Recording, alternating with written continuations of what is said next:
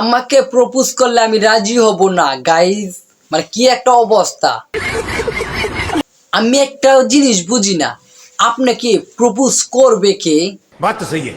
এত সুন্দর স্মার্ট একটা মেয়ে, আপনি এই কন্টেন্ট ক্রিয়েট জগতে কেন আসছেন? স্মার্ট মেয়েরাই তো কন্টেন্ট ক্রিয়েটর করবে। করবে কি করবে? কন্টেন্ট ক্রিয়েটর করবে। ও আচ্ছা, দেখতে তো স্মার্ট দেখা যা, করলে করতেও পারেন। স্মার্ট মেয়েরাই তো কন্টেন্ট ক্রিয়েটর করবে। আসবে কি কালা টালা ব্যাবলা মেবলা ভাই।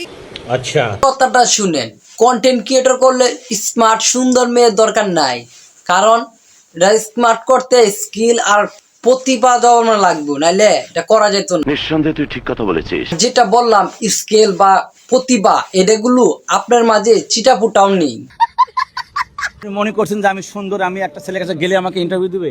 সুন্দর বলে না, অনেকের থাকে না যে আমি একটু ভাইরাল আচ্ছা, ভাইরাল তো সবাই হয়। बात तो सही है। ভাইরাল হব বা এই আপু আসলে আমি ইন্টারভিউতে ভাইরাল হবো, এই জন্যই অনেকে আসে। এই যে আপু, আপনাকে একটা কথা বলি শুনেন। ইন্টারভিউ নেওয়ার জন্য তো আপনার কাছে যাওয়া লাগে, যেই পেটা যা সেইটা তো টপ লেভেলের সাপ্রি, মানে বুঝেন না, সাপ্রিতে বড়টা।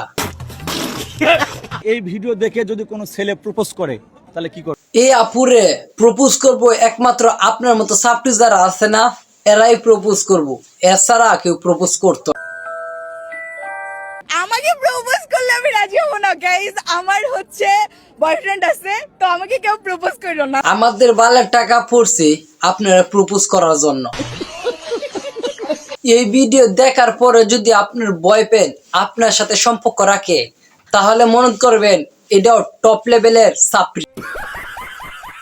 ভিডিও দেখে যদি হ্যাডাম বাবা আপনার একটা ভিডিও করার অফার দেয় তাহলে আপনি কি রাজি হবেন? জি না, অবশ্যই না। আমাকে যদি হচ্ছে কোন সুপারস্টার শাকিব খান যদি বলে, ভাই শাকিব খান যদি বলে তাহলে করতে পারি। এই একটা কথা কি ভাবছেন, হ্যাডাম বাবার সাথে ভিডিও করতো না, করব টপ লেভেলের, মানে সাকিব খান যদি আরো কেউ বলে তাহলে গিয়ে মানে ভিডিও করব।